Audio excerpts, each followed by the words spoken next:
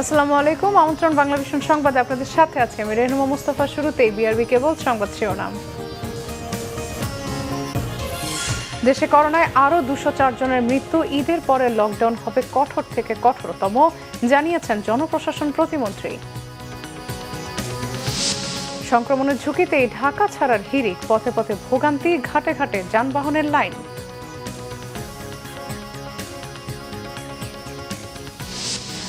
ডন সম্রাট সহ রাজধানীর হাটে প্রচুর গরু, দাম বেশি, ক্রেতা কম, চামড়া সংগ্রহে প্রায় অর্ধেক ঘাটতির শঙ্কা। সহায়তা দূরে থাক, এখনো ন্যায্য টাকাই পাননি রূপগঞ্জে আগুনে পোড়া শ্রমিকদের স্বজনরা, সিআইডির তদন্ত শুরু।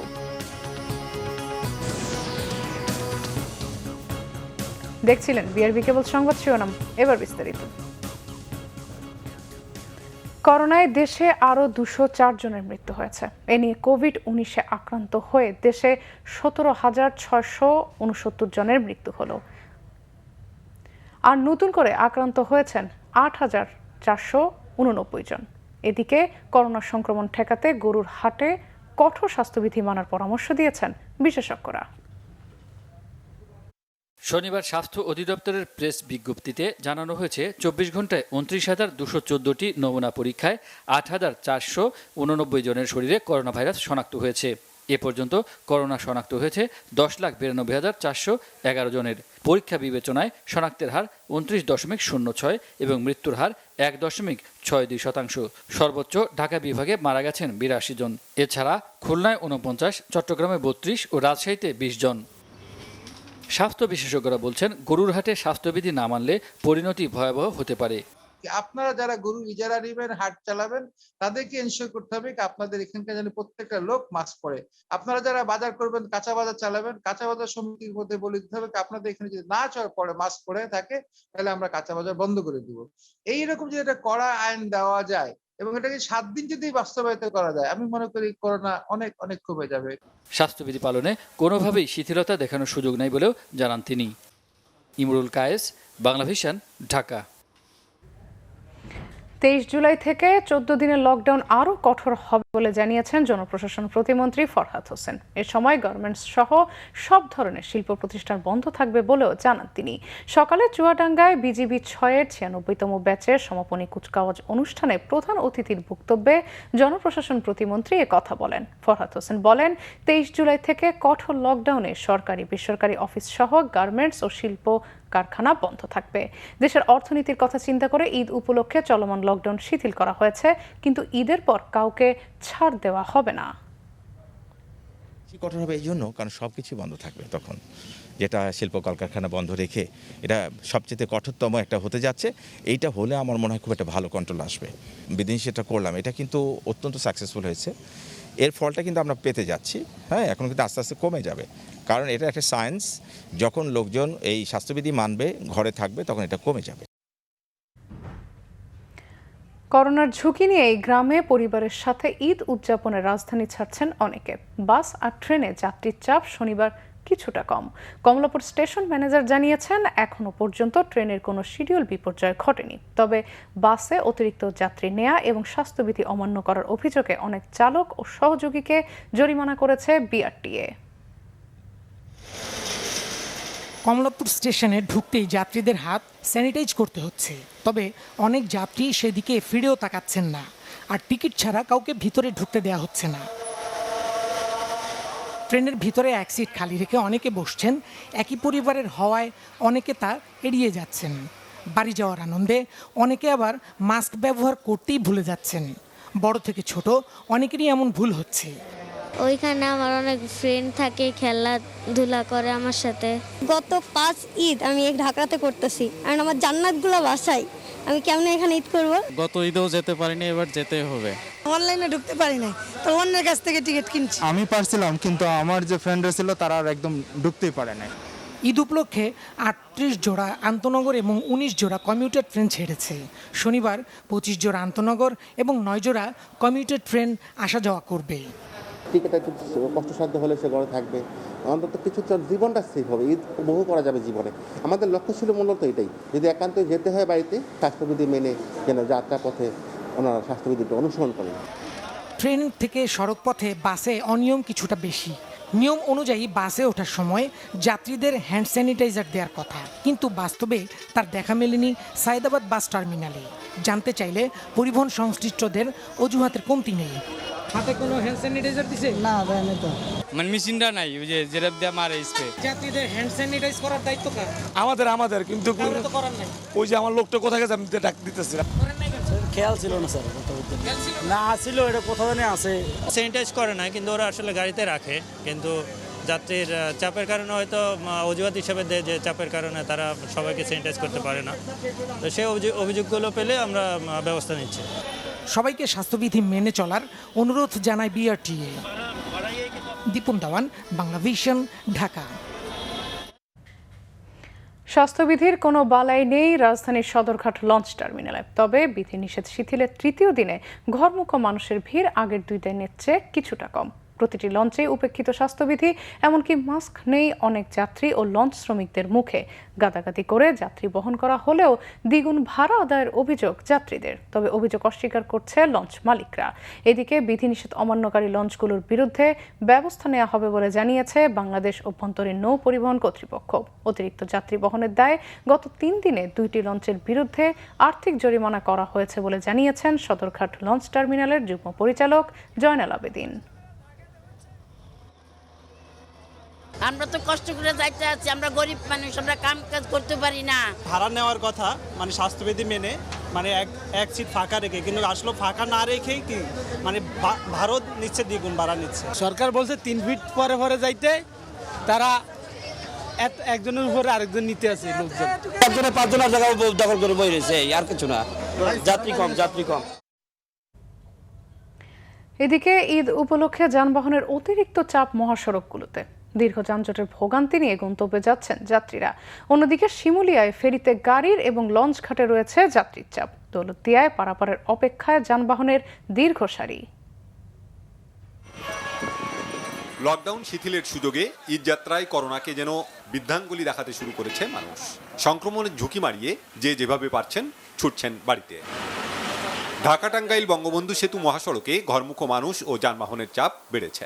এতে করে টাঙ্গাইল শহরের রাবনা বাইপাস থেকে বঙ্গবন্ধু সেতু পূর্ব পর্যন্ত 20 কিলোমিটার এলাকা জুড়ে তীব্র যানজটের সৃষ্টি হয়। চরম ভোগান্তিতে এ রুটের যাত্রীরা। ঢাকা ময়মনসিংহ মহাসড়কে সকাল থেকেই যানবাহন ও ঘরমুখো মানুষের চাপ। গাজীপুরের চান্দনা চৌরাস্তা ও কোনাবাড়ি এবং চন্দ্রা ত্রিমোড় এলাকায় উত্তরবঙ্গগামী বিভিন্ন গন্তব্যে যাত্রীদের উপচে পড়া ভিড় দেখা যায়। যাত্রীবাহী পরিবহনে মানা হচ্ছে না স্বাস্থ্যবিধি। ঈদযাত্রায় উত্তরবঙ্গের প্রবেশদ্বার সিরাজগঞ্জের মহাসড়কেও চাপ বেড়েছে দূরপাল্লার বাস ও অন্য গণপরিবহনের। থেমে থেমে সৃষ্টি হচ্ছে যানজটের। ঢাকা বগুড়া মহাসড়কের চান্দাইকোনা এলাকাতেও প্রায় 6 কিলোমিটার রাস্তা জুড়ে জট ও যানবাহনের ধীর গতি রয়েছে। শনিবার সকালে বঙ্গবন্ধু সেতু পশ্চিম থেকে হাটিকুমরুল গোলচত্বর এলাকায় 22 কিলোমিটার সড়কের ঢাকাগামী লেনে প্রায় 15 কিলোমিটার এলাকা জুড়ে যানজট তৈরি হয়। এদিকে মুন্সিগঞ্জের শিমুলিয়া ঘাটে যাত্রী পারাপার স্বাভাবিক থাকলেও বেড়েছে যানবাহনের চাপ। লঞ্চে ব্যাপক ভিড় দক্ষিণবঙ্গগামী যাত্রীদের। বাংলাবাজার ঘাটেও পারাপারের অপেক্ষায় কয়েকশো যানবাহন। অন্যদিকে পদ্মায় তীব্র স্রোত থাকায় স্বাভাবিকের চেয়ে নদী পার হতে অনেক বেশি সময় লাগছে পাটুরিয়া দৌলদিয়া ঘাটে। কোরবানির পশুবাহী ট্রাকের বাড়তি চাপে রাজবাড়ির দৌলদিয়া ফেরিঘাটে সৃষ্টি হয়েছে ব্যাপক যানজটের। Bangla vision news desk. Eid উপলক্ষে গণপরিবহনগুলোর নিয়ম ও শর্ত মেনে চলছে না বলে স্বীকার করেছেন সড়ক পরিবহন ও সেতুমন্ত্রী ওবায়দুল কাদের। তিনি বলেন, অতিরিক্ত ভাড়া আদায় ও শর্ত লঙ্ঘনের অভিযোগ পাওয়া যাচ্ছে। যারা নিয়ম মানবে না তাদের বিরুদ্ধে আইনি ব্যবস্থা নেওয়া হবে বলে জানিয়েছেন মন্ত্রী। ওবায়দুল কাদের জানান, কোরবানির পশুবাহী গাড়ির কারণে রাস্তায় ধীর গতি রয়েছে। পরিবহনের কাছে অনেক পরিবহন নিয়ম মেনে এবং শর্ত মেনে চলছে না। আমি পরিবহন শ্রমিক ও মালিকদের এ বিষয়ে দৃষ্টি আকর্ষণ করছি এবং নিয়ম মেনে যাত্রী পরিবহনের আহ্বান জানাচ্ছি। অতিরিক্ত ভাড়া যেন কোনো অবস্থাতেই আদায় না করা হয়, তা না হলে আইন অমান্যকারীদের বিরুদ্ধে ব্যবস্থা গ্রহণের জন্য বিআরটিএকে নির্দেশনা দেওয়া হচ্ছে।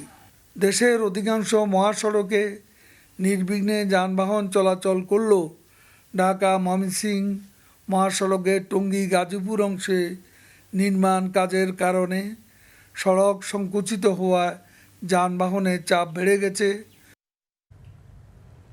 এখনো জমেনি কোরবানির পশুর হাট। রাজধানীর আফতাবনগর পশুর হাটে দেশের বিভিন্ন প্রান্ত থেকে পশু নিয়ে আসছেন ব্যাপারীরা। এই হাটে আকর্ষণের কেন্দ্রবিন্দু গাজীপুরের ডন নামের প্রায় 40 মণ ওজনের গরু। এছাড়াও নওগাঁ সম্রাট, ধলামানিক, কালামানিক সহ বিশাল আকৃতির গরু দেখতে ভিড় করছে উৎসুক মানুষ। এদিকে ব্যাপারীদের গরু চুরির ঘটনায় হাটের নিরাপত্তা নিয়ে প্রশ্ন উঠছে। গরুর জন্য খাবার তৈরি করতে করতেই কাঁদছেন এক ব্যাপারী। কাছে গিয়ে জানা গেল নেত্রকোনা থেকে 15টি গরু নিয়ে আফতাবনগর হাটে এসেছেন গফুর মিয়া। কয়েক রাত ঘুম নেই, তাই মধ্যরাতে গরুগুলো বেঁধে একটু ঝিমিয়ে পড়তেই খোয়া যায় তার 2টি গরু। এখন ব্যবসা তো দূরের কথা, চালান উঠানো নিয়ে শঙ্কায় গফুর। আমার আটকে বুকটা কাটতে খায়াল আমার একটা হাত ভেঙে যেত, তাও আমার শান্তি হইতো। পুলিশ বাড়িতে 2-3 বার গেলাম, যেন সিসি ক্যামেরা আছে, আমরা সিসিটা একটু টান দিয়ে দেখেন। কয় সিসির ক্যামেরা হতো তুমি খুঁজে দেখে বাজারে, যদি কোনো পাওয়া যায় তো আমরা উদ্ধার করে দিব। কোরবানির হাট তাহলে পশু ব্যবসায়ীর জন্য কতটা নিরাপদ? হাটের পরিচালক এর দায় চাপালেন ব্যাপারীর উপর। এখন আপনি যদি আপনারটা না রাখেন, এখানে অনেক লোক আসে, এত লোককে এত পাহারা দেওয়া সম্ভব হয় না। আফতাবনগর হাটে এরই মধ্যে এসেছে কয়েক হাজার গরু। এখনো বেচা বিক্রি তেমন শুরু না হলেও রবিবার থেকে ক্রেতারা আসবেন সেই আশায় আছেন ব্যাপারীরা। আর এখনো বেচা কেনা শুরু হয়নি, আজকে থেকে মোটামুটি বিকালবেলা থেকে শুরু হবে। 4 লাখ মানুষ 1,80,000 কথা। মাঝারি সাইজের গরু যেগুলো আছে এবং ছোট সাইজের গরু, এই গরুগুলোর দাম অত্যাধিক বেশি। এই হাটে আকর্ষণের কেন্দ্রবিন্দু গাজীপুরের ডন। 40 মণ ওজনের এই গরুটির দাম হাঁকিয়েছেন 25 লাখ টাকা। এছাড়া 1200 কেজি ওজনের নওগাঁর সম্রাটকে কিনলেই সাথে ফ্রি 600 কেজির ছোট সম্রাট। মাংস ইনশাল্লাহ 1500 কেজির উপর আছে, 1500 প্লাস আছে। দাম চাচ্ছিলাম আমি 25 লক্ষ টাকা, 14-15 লাখ টাকা দাম উঠছে। আমাদের গরুর নাম হলো সম্রাট, আমরা এটার প্রাইস রাখছি 22 লক্ষ। এনার সঙ্গে দাম দরে যদি সেটেল হয়ে যায়, এনার সঙ্গে ছোট ভাই উনি একটা আছে, ওই গরুটা আমরা ফিরিয়ে দেবো। এছাড়া ব্রাহ্মণবাড়িয়া থেকে আসা কালামানিক, ধলামানিকের দাম 25 লাখ হাঁকিয়েছেন এর মানিক মনু মিয়া। মুহিবুল্লাহ মুহিব, বাংলা ভিশন, ঢাকা। মহামারীর কারণে এবছর কোরবানির পশুর চামড়া সংগ্রহ 40% কমে যাওয়ার শঙ্কা করছেন ট্যানারি মালিকরা। তার উপর ঘুরছে চামড়া বেচাকেনা নিয়ে গত 2 বছরের বিশৃঙ্খলার আশঙ্কা। তবে ওয়েট ব্লু চামড়া রপ্তানির অনুমতি পাওয়া ট্যানারি মালিকরা আশ্বস্ত করেছেন এবার ন্যায্য দাম পাবেন কোরবানিদাতারা। করোনার বিস্তার নিয়ে উদ্বেগ উৎকণ্ঠার মধ্যেও রাজধানী ঢাকা সহ দেশের বিভিন্ন জায়গায় চলছে পশু বেচাকেনা। এসব পশু কোরবানি থেকে চামড়া সংগ্রহের প্রস্তুতিও শুরু করেছেন ট্যানারি মালিকরা। তবে করোনায় বিপর্যস্ত অনেকের আর্থিক অবস্থা ভালো না থাকায় এবার চামড়া সংগ্রহের টার্গেট পূরণ নিয়ে দুশ্চিন্তায় ট্যানারি সমিতি। এবছর আমরা মনে করি যে লক্ষ্যমাত্রা, সেই লক্ষ্যমাত্রা পূরণ হবে না, কারণ এবছর 40% চামড়া আপনার কম সংগ্রহ হতে পারে। আর্থিক সংকটের কারণে কিন্তু অনেকে আপনার পশু কুরবানি আপনার দেবে না। আজকে 4-5 বছর যাবত যে আমাদের রিলোকেশনের কারণে, কমপ্লায়েন্টের কারণে এবং বর্তমানে যে কোভিড সিচুয়েশন, এটা হলো আমাদের মরার উপরে খাড়াগা। এই সিচুয়েশনের কারণে কিন্তু আসলে আমরা মানে এক্সপোর্ট আমাদের কমে গেছে। দাম নিয়ে বিশৃঙ্খলার কারণে গত 2 বছরে চামড়া নদীতে ফেলে দেয়া কিংবা মাটিতে পুঁতে ফেলতেও বাধ্য হন অনেকে। তাই অনেকেরই ধারণা ট্যানারি মালিকদের কাছে আড়তদারদের বকেয়া নিয়ে এবার ঈদেও পুরনো খেলায় নামতে পারেন ব্যবসায়ীরা। তবে পোস্তার আড়তদার সমিতির নেতারা বলছেন সময় মতো চামড়া সংরক্ষণ করলেই কেটে যাবে সংকট। এই যে আমাদের যে বলে যায় এই চামড়া পচে গেছে, ফেলে দিছে, এই জিনিসটা হবে না। অথচ রুট পর্যায়ে এই একটা চামড়াই যদি যে দাম থাকবে, যে দাম পাবে, যদি লবণটা সঠিক থাকে, এতে ব্যাপারী, আড়তদার, ট্যানারি মালিক, ইন্টারন্যাশনালি বিদেশিরা এই চামড়া পেয়ে খুব সন্তুষ্ট হবে। রপ্তানিকারকরা বলছেন 31 বছর পর আবারও পশম ছাড়ানো চামড়া ওয়েট ব্লু রপ্তানির অনুমতি দিয়েছে সরকার। নতুন এই সিদ্ধান্ত ন্যায্য মূল্য নিশ্চিত করবে কোরবানিদাতাদের। মেক শিওর করতে হবে তাদেরকে যে আমাদের কাছে যারা চামড়া সাপ্লাই দেবে, আর আমরা এর মধ্যে তো মোটামুটি পারমিশন পাইছি, কুরবানির আগে আমরা মোটামুটি বিদেশি ক্রেতা যারা আছে তাদের সাথে কথাবার্তা যোগাযোগ করছি, যাতে কুরবানির সময় রব প্রক্রিয়ার সাথে সাথেই মোটামুটিভাবে মনে করেন মাস 6-এর ভিতরেই আমাদের যেটা পারমিশন দিয়েছে সেটা আমরা বিক্রি করে ফেলতে পারবো। সুতরাং যারা আমাদেরকে চামড়া সাপ্লাই দেবে তারাও কিন্তু বেনিফিটেড হবে। পচন ঠেকাতে কোরবানির 6 ঘন্টার মধ্যে লবণ দিয়ে চামড়া সংরক্ষণের পরামর্শ ব্যবসায়ীদের। জিয়াউল হক সবুজ, বাংলা ভিশন, ঢাকা। আর্থিক সহযোগিতা দূরে থাক, পরিশ্রমের ন্যায্য অর্থই পাননি রূপগঞ্জ আগুনে নিহত শ্রমিকদের স্বজনরা। কারখানাটির কর্মকর্তাদের দ্বারে দ্বারে ঘুরে হয়রান তারা। তাদের ভাগ্যে জুটছে শুধু আশ্বাসের বাণী। সবচেয়ে বেশি বিপাকে নিখোঁজ স্বজনকে না পাওয়া ব্যক্তিরা। অগ্নিদগ্ধ কারখানাটি ঘুরে এসে মামুন আব্দুল্লাহর রিপোর্ট। ছবি তুলেছেন আমানুল্লাহ ওয়ালস। ডিউটিতে আসবে তখন কইছে, বাবা আমার লাগি একটা নিফুর অর্ডার দিও, ভাইয়ের নিফুর আনতাম। তখন তো আমি বললাম, মাই আমার তো টাকা পয়সা নাই। ও বাবা বেতন পাইলে আমি দিয়ামনি। অর্ডার গেছি আমি স্বর্ণের দোকানও, এই ভাইয়ের লাগি একটা নিফুরের অর্ডার দিছি। তো অর্ডার দেওয়ার পরে বায়নাপত্র কইরা দিয়েছি। তে বাবা আমি বেতন ভাইয়া আমি নিফুরের দামটা দিয়ে দিব। ও থানবে কইছে আর মাইটার দেখি নাই সুন্দর। ঈদের বেতন বোনাস পেলেই নতুন নূপুর কেনার কথা ছিল শেফালির। হতভাগ্য বাবা বায়নাও করে এসেছিলেন সেই নূপুর, কিন্তু কারখানায় কাজে গিয়ে আর ঘরে ফেরা হয়নি 18 বছর বয়সী শেফালির। মেয়েকে হারিয়ে এখন দু চোখের অশ্রুই যেন শেষ সম্বল কলিজা ছেঁড়া বাবার। ওরা বলছে যে জীবিত লোকের বেতন দেওয়ার পরে নিখোঁজ ব্যক্তির বেতন দেওয়া হবে। গেল 8 জুলাই নারায়ণগঞ্জের রূপগঞ্জে সেজান জুস কারখানার আগুনে মৃতদের স্বজনরা এখনো ঘুরছেন দাঁড়ে দাঁড়ে। অতিরিক্ত নয়, ন্যায্য বেতন বোনাস পেলেই খুশি তারা। 2টা স্যালারি এবং 2টা বা 3টা ওভারটাইম, অর্থাৎ ফুল মান্থের ওভারটাইম বাকি আছে, এগুলা এখনো আমরা পাইনি। বেতন বোনাস দিছে এটা কন্ট্রাক্টদার মোতালেবের কাছে, এই টাকাটাও দেয় না। ওনার মোবাইল বন্ধ, ওনার সাথে কোনো যোগাযোগই করতে পারি না আমরা, ডেলি একবারে নয়। তবে এ ব্যাপারে কর্তৃপক্ষের সাথে যোগাযোগ করা হলেও কোনো সাড়া পাওয়া যায়নি তাদের। অগ্নিকাণ্ডে নিহত 52 জনের পরিবারের একটাই সংখ্যা, ন্যায্য পাওনা পাবে তো তারা। মামুন আব্দুল্লাহ, বাংলা ভিশন, ঢাকা। নারায়ণগঞ্জের রূপগঞ্জে সজীব গ্রুপের কারখানায় আগুনে 52 প্রাণহানির ঘটনা তদন্ত শুরু করেছে সিআইডি। কোনো ব্যক্তি বা প্রতিষ্ঠানের বিরুদ্ধে অনিয়ম পেলে ব্যবস্থা নেওয়া হবে জানিয়েছেন অতিরিক্ত ডিআইজি ইমাম হোসেন। শনিবার দুপুরে ঘটনাস্থল ঘুরে দেখে সাংবাদিকদের তিনি কথা জানান। দ্রুত মামলাটি তদন্ত শেষ করে অভিযোগপত্র দেওয়ার আশ্বাসও দেন তিনি। 8 জুলাই হাশিম ফুড লিমিটেডের কারখানায় আগুন লাগে, এতে 52 জনের মৃত্যু হয়। আলামত, সাক্ষ্য, এভিডেন্স যাই বলেন তাই আমরা দেখেছি এবং আমরা তদন্ত শুরু করলাম আজকে থেকে। আমাদের তদন্ত কার্যক্রমের জন্য তদন্তকারী কর্মকর্তা আমাদের কাছে ছিল। মাঠ পর্যায়ে উনি কিভাবে কাজ করবেন, আমি এবং আমার আরও সিনিয়র অফিসার যারা এখানে আছেন, আমরা ওনাকে 10টা পয়েন্টের একটা নির্দেশনা দিয়েছি। এরকম একটি ঘটনার কোয়ালিটি তদন্ত যদি করতে হয় সেক্ষেত্রে একটু সময় দিতে হবে। দেশে পৌঁছেছে চীনের সিনোফার্মার আরও 20 লাখ টিকার চালান। কিছুক্ষণ আগে হযরত শাহজালাল আন্তর্জাতিক বিমানবন্দরে টিকাবাহী বিমানটি অবতরণ করে। সেখানে আছেন আমাদের সহকর্মী সৈকত সাদিক। সরাসরি চলে যাচ্ছি তার কাছে। সৈকত, টিকা গ্রহণ নিয়ে বিমানবন্দরে কি স্বাস্থ্য মন্ত্রণালয়ের কোনো আনুষ্ঠানিকতা আছে বা ছিল? এখন কারা আছেন সেখানে আমাদের জানাবেন। চীন থেকে যে আজকে রাতে 20 লাখ সিনোফার্মার যে ভ্যাকসিন আসার কথা রয়েছে এবং রাত 11টায় কিন্তু বাংলাদেশ বিমানের বিশেষ যে বিমানটি চীনের বেইজিং এয়ারপোর্ট থেকে সন্ধ্যা 7:45 যে ছেড়েছে সেটা কিন্তু 11টা বাজে অবতরণের কথা বা করেছে এবং এই টিকা গ্রহণের জন্য মাননীয় স্বাস্থ্যমন্ত্রীর কিন্তু এই এয়ারপোর্টে আসার কথা রয়েছে বা স্বাস্থ্য মন্ত্রণালয় যে থেকে এমনটাই জানানো হয়েছিল। এবং এখানে আমরা যে কার্গোর যে টার্মিনাল হযরত শাহজালাল আন্তর্জাতিক বিমানবন্দরের যে কার্গো টার্মিনাল যে বা 8 নম্বর গেট, সেখানে সব গণমাধ্যম কর্মীরা সেটা গ্রহণের বা সেই নিউজ সংবাদ সংগ্রহের জন্য কিন্তু আমরা এখানে অবতরণ করছি। এখানে বেশ কয়েকটি গণমাধ্যমের যে রয়েছে, আর কিন্তু এখন পর্যন্ত এখানে যে স্বাস্থ্য মন্ত্রণালয়ের কোনো কর্মকর্তা বা স্বাস্থ্যমন্ত্রী বা ভ্যাকসিন যারা গ্রহণ করবে তাদের এই 8 নম্বর গেটে এখন পর্যন্ত কাউকে দেখা যাচ্ছে না। কিছুক্ষণ আগে আমার স্বাস্থ্য মন্ত্রণালয়ের যে পাবলিক রিলেশন অফিসার রয়েছেন তার সাথেও কথা হয়েছে। তিনি বলেছেন যে স্বাস্থ্যমন্ত্রীর এখানে আসার কথা রয়েছে।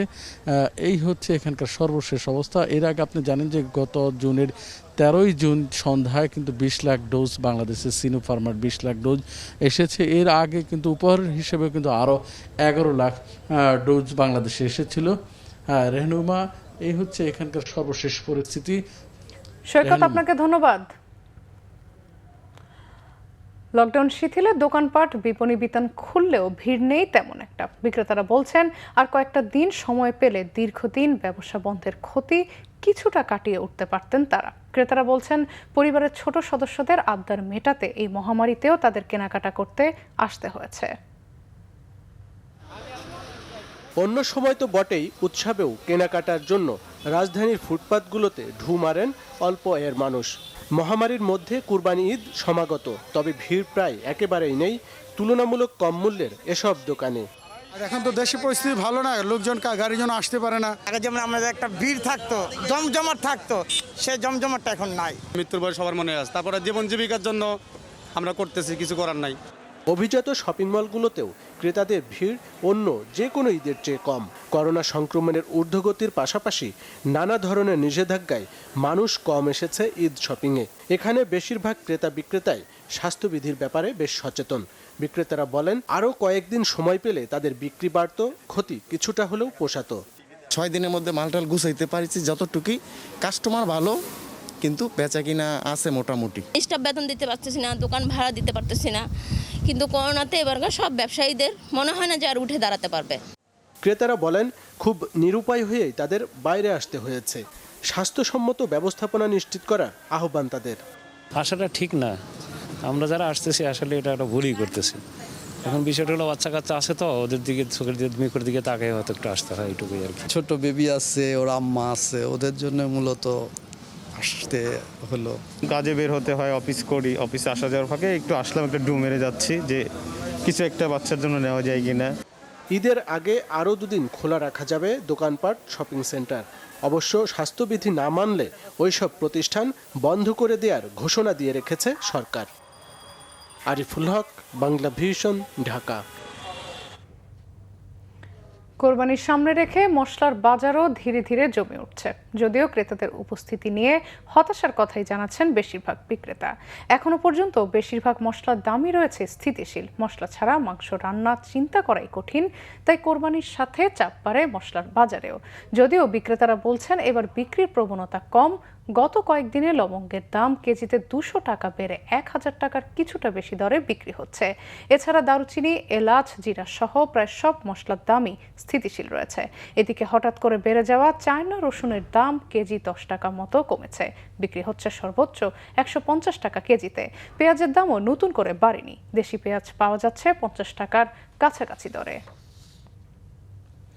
ভারত না দিলে বাংলাদেশ আর গরু নিতে চায় না বলে জানিয়েছেন স্বরাষ্ট্রমন্ত্রী আসাদুজ্জামান খান কামাল। তিনি বলেন দেশের খামারিরা যথেষ্ট সমৃদ্ধ হয়েছে, তারপরও অতি লোভী 2-1 ব্যবসায়ী সীমান্ত দিয়ে গরু পাচার করে বলেই দুর্ঘটনাগুলো ঘটছে।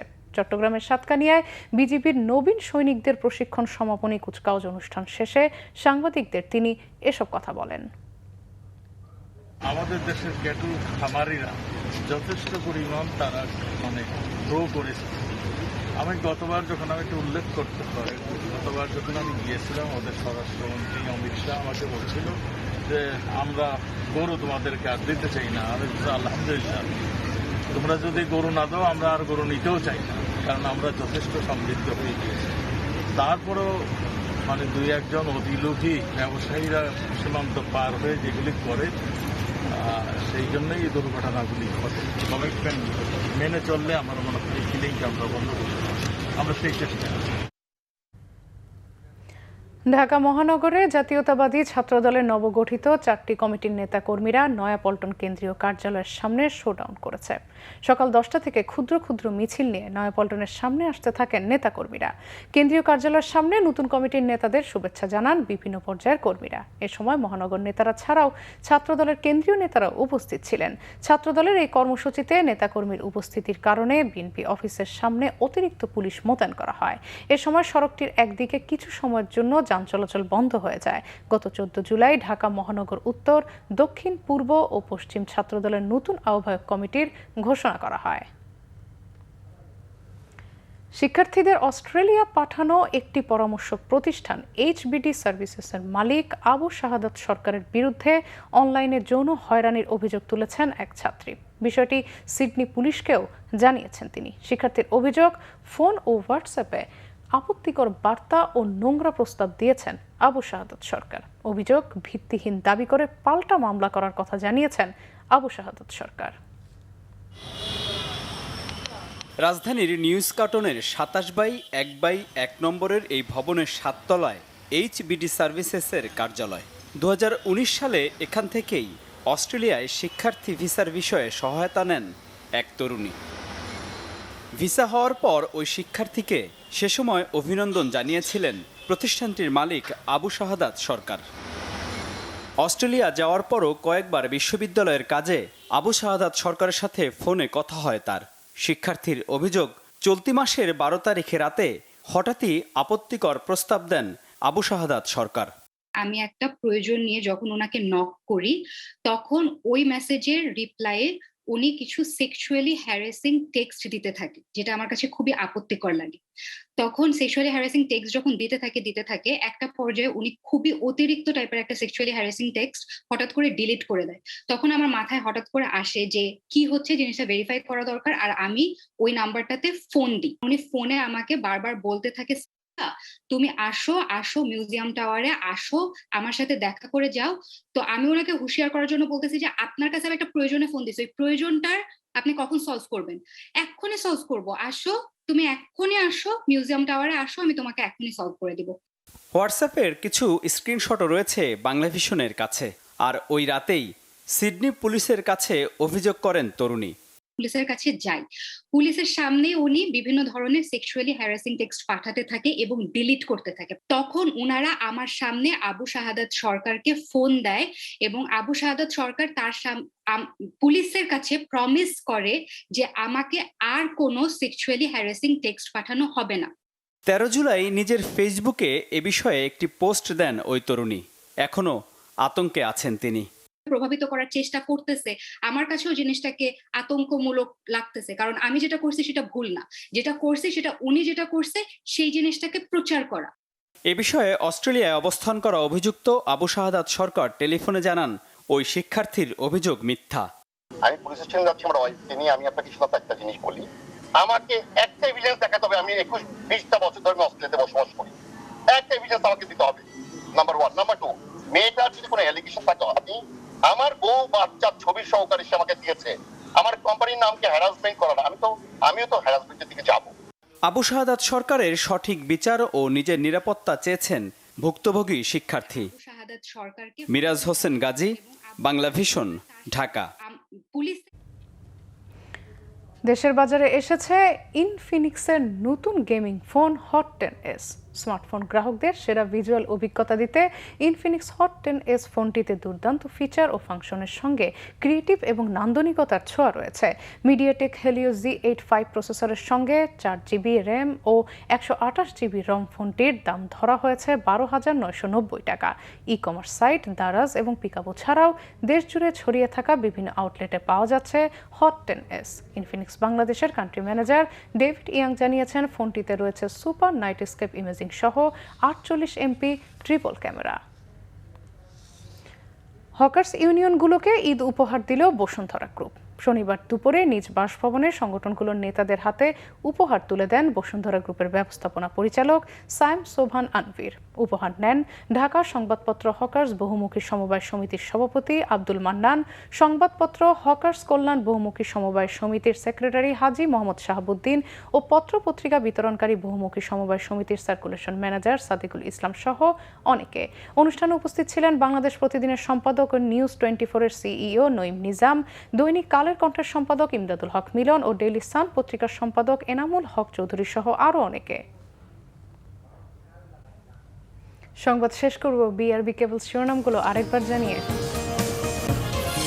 দেশে করোনায় আরও 204 জনের মৃত্যু। ঈদের পরের লকডাউন হবে কঠোর থেকে কঠোরতম, জানিয়েছেন জনপ্রশাসন প্রতিমন্ত্রী।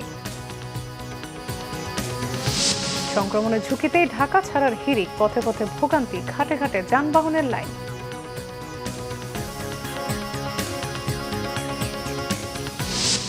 ডন সম্রাট সহ রাজধানীর হাটে প্রচুর গরু, দাম বেশি, ক্রেতা কম, চামড়া সংগ্রহে প্রায় অর্ধেক ঘাটতির শঙ্কা। সহায়তা দূরে থাক, এখনো ন্যায্য টাকাই পাননি রূপগঞ্জে আগুনে পোড়া শ্রমিকদের স্বজনরা, সিআইডির তদন্ত শুরু।